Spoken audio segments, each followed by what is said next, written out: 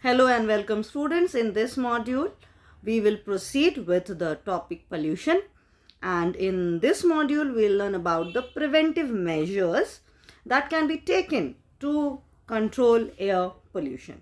So let's start. In this picture, you can see this is a cyclone collector, or we can say gravity settler tank. So here the air is purified, we can say the particulate pollutants, the particulate matter which is being released out of the chimneys and which pollute the air outside can be settled by using a cyclone collector or settler tanks, so that the air that is being emitted from the chimneys became free from particulate matter. So this is one first, we can say, arrangement, or it is a apparatus or a device with the help of which the particulate matter can be removed from the air or from the polluted air. Now here students, now harmful gases are also passed through water tower scramblers or spray collectors to remove harmful effect. So here a spray of water is being done so that certain pollutants get trapped before being released into the air outside the factories or out from the chimneys. So this water tower scramblers, they also collect certain gases and stop them from being released from the chimneys. So this is another arrangement to reduce air pollution, or to remove impurities from the air which is being thrown out or being emitted from the chimneys. Now students, the third thing that can be done is the chimneys can be made very tall chimneys, so that the atmosphere near the surface doesn't get much polluted. If the pollutants are thrown very much above, like at a certain height, then the air pollution near the surface can be minimized or reduced. But this doesn't mean that only tall chimneys can solve the problem. The water tower scramblers and when I told you about the gravity settler and cyclone collector, they are also important, so that maximum impurities can be removed from the air before it is being emitted from the factories. Now students, another method to reduce air pollution is to use more of alternative sources of energy. This means that we can reduce our dependency on coal, petroleum. They are conventional sources, and at the same time burning coal causes a lot of pollution. So the solar energy, biomass, geothermal energy, wind energy, and hydel power, which is the power of the water. So we can use all these alternative sources. They are eco-friendly, they are also available, they are renewable sources of energy. They will never get perished, or they will never get over. So we can keep on using them. They are eco-friendly also. So these are alternative sources. They can solve the problem of air pollution to a very great extent. Now students, these are the pictures I have put for you. So these are solar panels. They trap the solar energy and convert it into electricity and provide light, electricity in our houses. These are the windmills. They also help the generators to work, and they also help in generation of electricity. So ideal situation is required for the development of solar power. Good or we can say long hours of sunshine is required. So the areas where sun is bright, those areas in the planet are suitable for harnessing solar energy, and the areas, especially the coastal areas, are suitable for harnessing wind energy. Now students, this is another picture. If you can see this, it should be mandatory to have exhaust emission control in all automobiles. This means emission of many air pollutants from automobiles, that is the vehicles. You can see in this picture the vehicles that give out the harmful gases, especially carbon dioxide, because of the incomplete combustion of carboniferous fuel. So the petrol, when it is not burned properly during the movement of the vehicle or the automobile, then it gives out harmful gases in the atmosphere, especially carbon dioxide, and more of carbon is being added and it's polluting the air. So the major pollutants that are added to the air because of the incomplete combustion of the petrol or carboniferous fuel. Carboniferous fuel means the petrol, because petrol comes from petroleum and it is a carbon compound. So hydrocarbons, carbon monoxide, nitrogen oxide, particulate matter, sulfur oxide and volatile organic compounds are being emitted from the vehicles, and this is really polluting the air. So we need to have a strict control on the automobile so that the engine works properly and pollutants are minimum. The pollutants being thrown out into the air should be minimum to reduce the level of air pollution, especially in the cities. So students, new development is that unleaded fuel or low sulfur diesel that can be used in the automobile. So unleaded means free from lead. Lead is a substance which is harmful, again a pollutant. So this can be removed. So unleaded diesel is available. If this is used, then air pollution can be controlled to a certain extent. Now students, for the longevity of the vehicles, means automobile, good transport network is very important. So having good roads, wide roads, good quality roads without any like smooth roads is really required for the smooth movement of the vehicles, and so that the vehicles, because of the roads are not in good condition, mainly in our country, because of that the vehicles, they are not in good condition and they need to be serviced again and again, and because of this there is wear and tear, and the vehicles, they lose their condition which when they are new, so as they were when they were bought. So what happens, a very good transport network is very important for the vehicles to remain in good condition. If the vehicles are in good conditions, they will work properly, and the petrol will be burned properly, combustion will be proper, and the harmful emissions can be reduced. The harmful gases that are being emitted from the vehicles can be reduced, and this can reduce air pollution. So this is the connection between reduction of air pollution and a good transport network. Now students, all of you are aware of this term carpooling. This word has been in trend. So people actually were curious to know about carpooling in recent years, and this word in India started from Delhi. So Delhi government started a system of odd and even to reduce the pollutants in the air, because Delhi is one of the most polluted cities in Asia, or rather in the world. So carpooling is a very good method by which we can save our time, fuel, energy. Let's see what it is. Carpooling, also called car sharing, ride sharing and lift sharing, is a sharing of car journeys so that more than one person travels in a car and prevents the need for others to have to drive to a location themselves.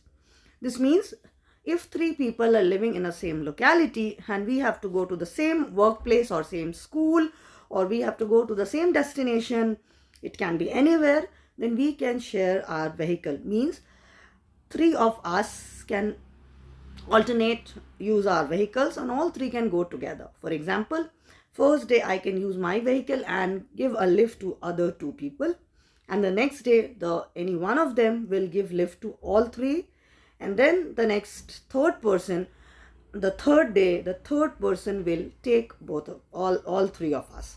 So like this is called carpooling, when we share our vehicle for a journey. Authorities often encourage carpooling. So government authorities, they encourage carpooling, especially during the periods of high pollution or high fuel prices. So students, not only air pollution will be reduced, fuel will be saved, our money will be saved. So carpooling is rather a very good idea, so that we can minimize the pollution, we can save some money, because if fuel is saved, money is saved, and even our time will be saved, because all three people are going, and then if we are going together, we'll always be on time, because there is a responsibility that all of us have to go together. So there will be less chances of getting late. So these are the benefits. This is a concept rather. Let's look at the benefits. So this is a beautiful picture showing you how we can have a green India. So sharing your journey is a good way to meet new people and good for the eco-friendly environment. Saves money and also reduce fuel cost. So students, this is how we can make our planet more greener, and we can even come to know more people. We can have good friends. We can come out from the world of Facebook and Insta, and we can meet real people, and we can feel that essence of having people in front of us. We can have good friends, and this is one of the benefits of carpooling. Now we'll talk about the odd even formula, and in India it was started by the Delhi government few years back. So the policy mandates private vehicles to ply based on last digit on their number plates.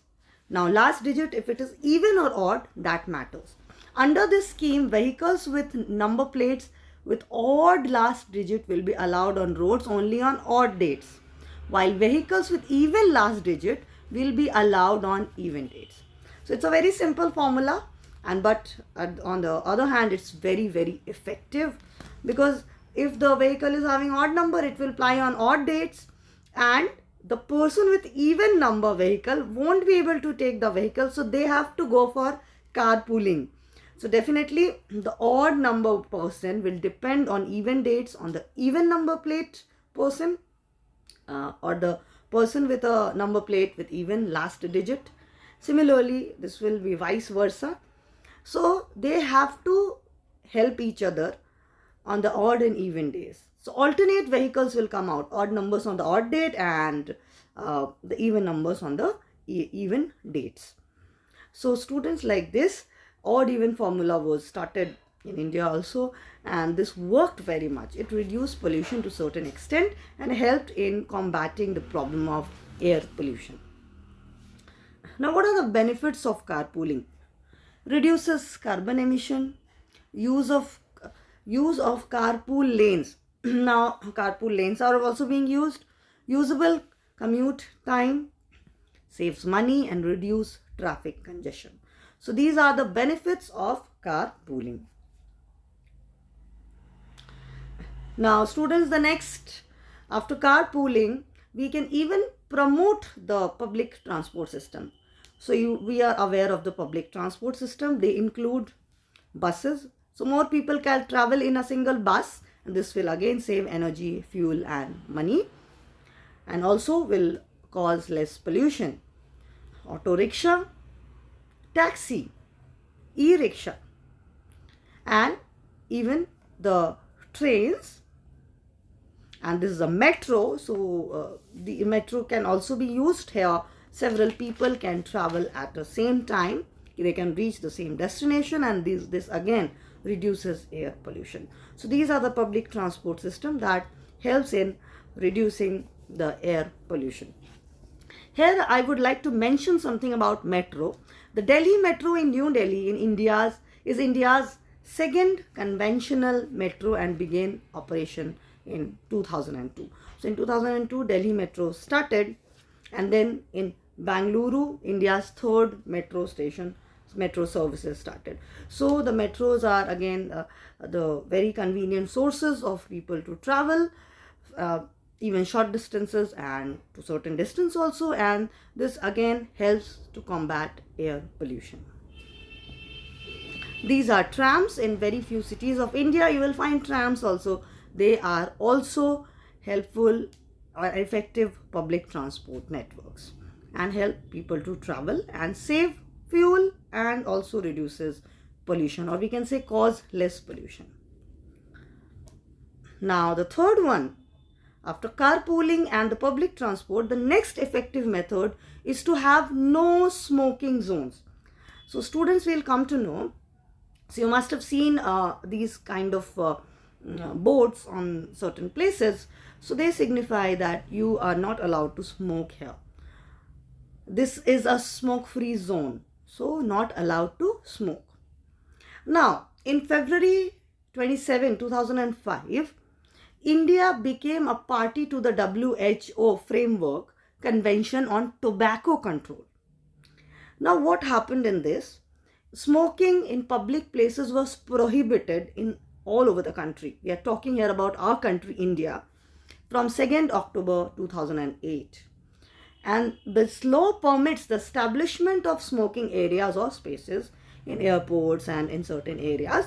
But in open space, publicly, people are not allowed to smoke. So this is what was decided, and it has been initiated from 2nd October 2008 in India. So students, smoking is very injurious, definitely to the person who is smoking, but even you must have heard about passive smoking. So a person, you can see the lady in the picture, she is not smoking, but she is inhaling all the smoke. So she is a passive smoker, and this is very, very harmful. Especially it can cause serious health hazards. You can see even the people who are not smoking are getting affected by the smoke. In this picture, there's a cartoon beautifully depicting the hazardous effect of smoke or smoking even on the passive smokers.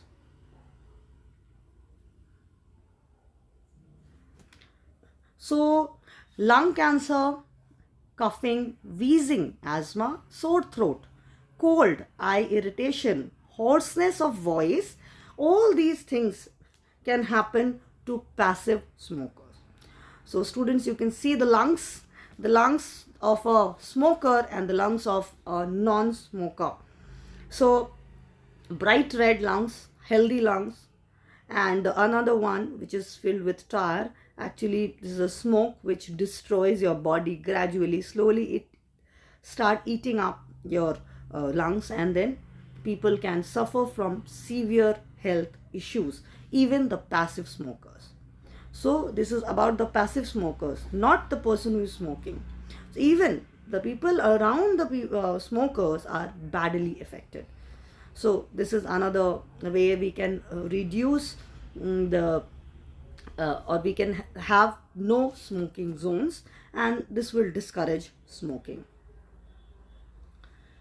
Now students, next another way we can control air pollution is to restrict the use of fossil fuel. Here fossil fuel I mean by coal, petroleum. So if we reduce the use of fossil fuel, because when we burn them they generate a lot of heat and smoke and pollute the air. So this can be controlled if we use natural gas. Again, this is also, we get natural gas. You can see we can store them. We can even store natural gas and we can use it as a source of energy like we use coal and petroleum. Natural gas, you can see, is again found along with petroleum. So when we drill or dig for petroleum, we get natural gas. You can see the shale is a rock, and here we have gas in the shale. See, several spots we have natural gas. This is harnessed, this is taken out and stored, and is a very effective power source like petroleum and coal. Children, we can even use biodiesel. So how biodiesel is made, you can see in this picture. So the method is written and we get the biodiesel, and this is completely natural and it does not cause any air pollution. So if this is used, air pollution can be reduced. Bioethanol alcohol we can use. Even our hand rubs, they have alcohol which is natural, so it's not harmful. Now, certain states in India, they have taken measures, the government has taken legal measures so that air pollution can be controlled. And this is done by several state governments in India. So the first one here, which was an act passed in 1905 known as Bengal Smoke Nuisance Act. The Motor Vehicle Act in 1938, the Gujarat Smoke Nuisance Act in 1953, Air Pollution Act in 1981, Environment Protection Act in 1986, and the Motor Vehicle Act in 1988. So these are the different legislative control taken up by the states to combat or reduce air pollution. Students, that's all in this module. Thank you very much.